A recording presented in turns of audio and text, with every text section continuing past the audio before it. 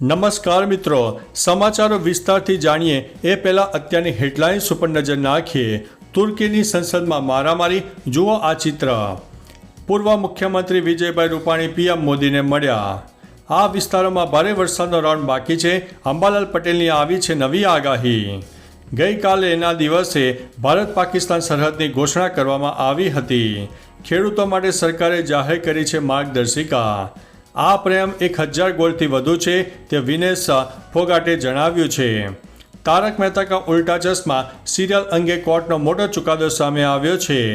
500થી વધારે હોસ્પિટલના તબીબો હડતાલમાં ગઈકાલે જોડાયા હતા. સાગઠિયા જેવા પાપ ન પકડાયા તે માટે અધિકારીએ રાજીનામું આપ્યું છે. અમદાવાદનો છે કિસ્સો. ઉદયપુરમાં આરોપીના ઘર પર બુલડોઝર ચલાવવામાં આવ્યું છે. આ દિવસે 2024નું બીજું ચંદ્રગ્રહણ જોવા મળનારું છે. રાહુલ અને પ્રિયંકા ગાંધી કોલકાતા ક્યારે જશે તેવું ભાજપે કહ્યું છે. પૂનમમાં રક્ષાબંધને રણછોડરાયના દર્શનમાં સમયમાં થશે ફેરફાર. કેન્દ્રીય ગૃહમંત્રી અમિત શાહ અમદાવાદને આપશે શાનદાર ભેટ. હવે મિત્રો વિસ્તારથી વાત કરીએ તો કેન્દ્રીય ગૃહમંત્રી અમિત શાહ આજે અમદાવાદને એક શાનદાર ભેટ આપશે, જેમાં મકરબામાં નવનિર્મિત સ્વિમિંગ પુલ અને જિમ્નેશિયમ ખુલ્લો મૂકવામાં આવશે. આ સ્વિમિંગ પુલ અને જિમ્નેશિયમ આધુનિક સુવિધા સાથે સજ્જ છે. આ સ્વિમિંગ પુલનો લાભ વેજલપુર, પ્રહલાદનગર, આનંદનગર, સરખેજ, મકરબા તેમજ આસપાસના લોકોને મળનારો છે.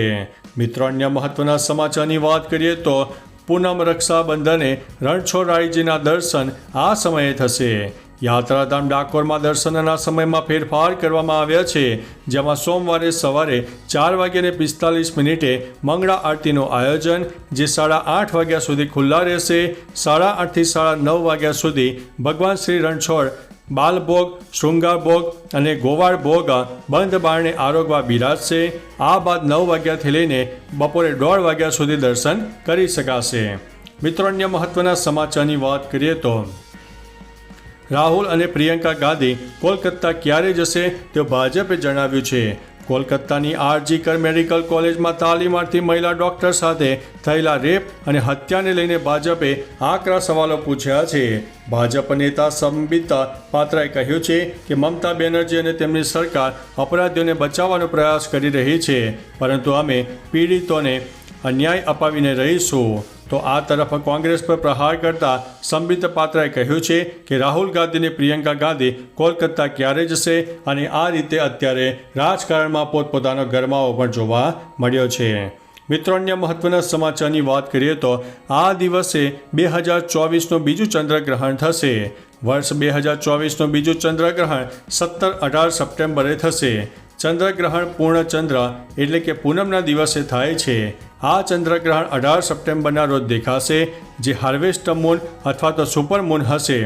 એક રિપોર્ટ અનુસાર આ ચંદ્રગ્રહણ યુરોપ, એશિયાના મોટાભાગના ભાગો, આફ્રિકા, ઉત્તર અને દક્ષિણ અમેરિકા, પેસિફિક, એટલાન્ટિક, હિન્દ મહાસાગર અને એન્ટાર્કટિકામાં દેખાશે. તે 18 સપ્ટેમ્બરે સવારે 6:11 શરૂ થશે. મિત્રો, અન્ય મહત્વના સમાચારની વાત કરીએ તો ઉદયપુરમાં આરોપીના ઘર પર બુલડોઝર ચલાવવામાં આવ્યું છે. રાજસ્થાનના ઉદયપુરમાં 10મા ધોરણના એક વિદ્યાર્થીએ બીજા વિદ્યાર્થીને છરી મારી હતી. ત્યારબાદ ઉદયપુરમાં સાંપ્રદાયિક તણાવ ઊભો થયો હતો. પોલીસને ધારા 144 લગાવવાની ફરજ પડી હતી.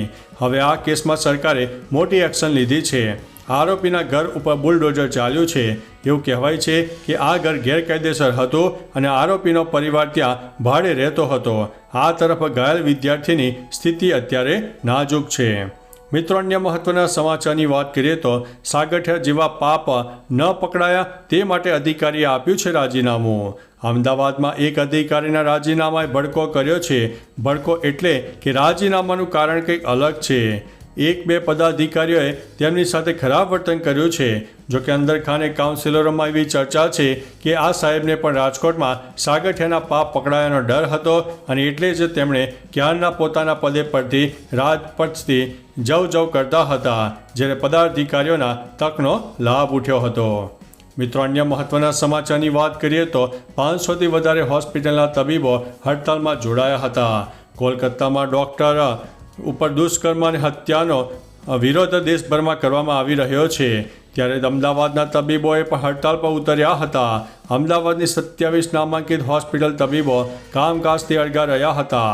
કોર્પોરેટ તેમજ ખાનગી 500 જેટલી હોસ્પિટલના તબીબોએ હડતાલ કરી હતી. 15,000થી વધુ ઓપીડી બંધ રહેતા દર્દીઓને હાલાકીનો સામનો કરવો પડ્યો હતો. મિત્રો, અન્ય મહત્વના સમાચારની વાત કરીએ તો તારક મહેતા કા ઉલ્ટા ચશ્માના નિર્માતાઓએ દિલ્હી હાઈકોર્ટમાં અરજી કરી હતી કે એવી યુટ્યુબ ચેનલ અને સોશિયલ મીડિયા એકાઉન્ટ સામે પગલાં લેવાની માંગ કરી હતી કે જેઓ તેમના વિડીયો અને ડાયલોગનો ઉપયોગ કરતા હતા. હવે કોર્ટે તેમની તરફેણમાં નિર્ણય આપતા આ વસ્તુને ઇન્ટેલેક્ચ્યુઅલ રાઇટ્સનું ઉલ્લંઘન ગણાવ્યું છે. કોર્ટે કહ્યું છે કે હવે નિર્માતા સિવાય કોઈ પણ આના શોના કન્ટેન્ટનો ઉપયોગ નહીં કરે અને કરશે તો કાર્યવાહી કરવામાં આવશે. મિત્રો, અન્ય મહત્વના સમાચારની વાત કરીએ તો આ પ્રેમ 1000 ગોલ્ડથી પણ વધુ છે તે વિનેશ ફોગાટે જણાવ્યું છે. ભારતીય મહિલા રેસલર વિનેશ ફોગાટ પેરિસથી દિલ્હી પરત ફરી છે, જ્યાં એરપોર્ટ ઉપર તેમનું ભવ્ય સ્વાગત થયું છે.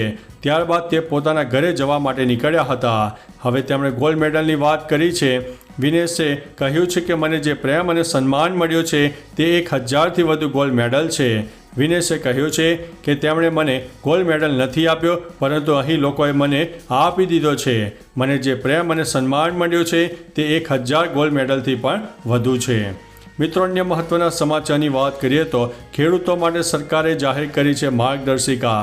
ડાંગરની ખેતી કરનારા ખેડૂતો માટે ગુજરાત સરકારે 2 દિવસ પહેલાં 78મો સ્વાતંત્ર્ય દિવસ હતો અને તે જ સમયે ભારત અને પાકિસ્તાન વચ્ચે સરહદની ઘોષણાને 78 વર્ષ પૂરા થયા હતા. 17 ઓગસ્ટ 1947ની બપોરે પાર્ટીશન કમિશનના અધ્યક્ષ સર સિરિલ રેડક્લિફે ભારત પાકિસ્તાનની સરહદ એટલે કે વિભાજનની રેખાની જાહેરાત કરી હતી. ઉલ્લેખનીય છે કે સર સિરિલ રેડક્લિફે પહેલાં ક્યારે ભારત નહોતા આવ્યા કે નહોતું ક્યારે તેમણે આવું સરહદનું કામ કર્યું.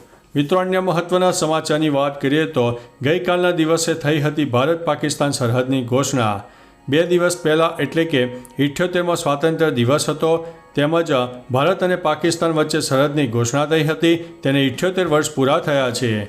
17 ઓગસ્ટ 1947ની બપોરે પાર્ટીશન કમિશનના અધ્યક્ષ સર સિરિલ રેડક્લિફે ભારત પાકિસ્તાનની સરહદની એટલે કે વિભાજનની રેખાની જાહેરાત કરી હતી. ઉલ્લેખનીય છે કે સર સિરિલ રેડક્લિફે પહેલાં ક્યારે ભારત નહોતા આવ્યા કે નહોતું ક્યારે તેમણે આવું સરહદનું કામ કર્યું. મિત્રો, અન્ય મહત્વના સમાચારની વાત કરીએ તો આ વિસ્તારોમાં ભારે વરસાદનો રાઉન્ડ બાકી છે. અંબાલાલ પટેલની આગાહી સામે આવી છે.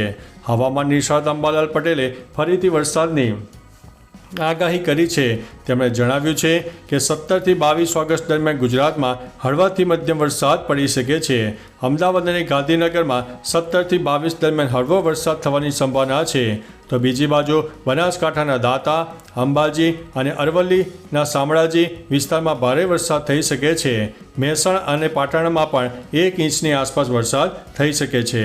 મિત્રો, અન્ય મહત્વના સમાચારની વાત કરીએ તો પૂર્વ મુખ્યમંત્રી વિજયભાઈ રૂપાણી પીએમ મોદીને મળ્યા છે. ગુજરાત રાજ્યના પૂર્વ મુખ્યમંત્રી વિજયભાઈ રૂપાણી વડાપ્રધાન નરેન્દ્રભાઈ મોદીને મળવા માટે દિલ્હી ગયા હતા, જ્યાં તેઓ પીએમ સાથે મળીને ઘણા મુદ્દાઓ પર ચર્ચા કરવામાં આવી હતી. જોકે એક તસવીર હાલ સોશિયલ મીડિયામાં વાયરલ થઈ રહી છે, જેમાં પીએમ મોદી અને વિજય રૂપાણી ચર્ચાઓ કરતા જોવા મળી રહ્યા છે. મિત્રો, અન્ય મહત્વના સમાચારની વાત કરીએ તો તુર્કીની સંસદમાં મારામારી. શુક્રવારે તુર્કીની સંસદમાં મારામારીનો કિસ્સો સામે આવ્યો છે. સાંસદોએ એકબીજાને લાતો અને મુક્કા માર્યા હતા. આ લડાઈ લગભગ 30 મિનિટ સુધી ચાલી હતી, જેમાં વિપક્ષના 3 સાંસદો પણ ઘાયલ થયા છે. વિપક્ષી સાંસદે તુર્કીના રાષ્ટ્રપતિ એર્દોગનની પાર્ટીને આતંકવાદી સંગઠન ગણાવ્યું હતું. ત્યારબાદ બબાલ શરૂ થઈ હતી, જેનો વિડીયો સોશિયલ મીડિયામાં વાયરલ થયો હતો. તો ચાલો મિત્રો, ફરીથી દેશ અને દુનિયાના સુપરફાસ્ટ સમાચાર લઈને મળતા રહીશો. ત્યાં સુધી અમને રજા આપશો. નમસ્તે.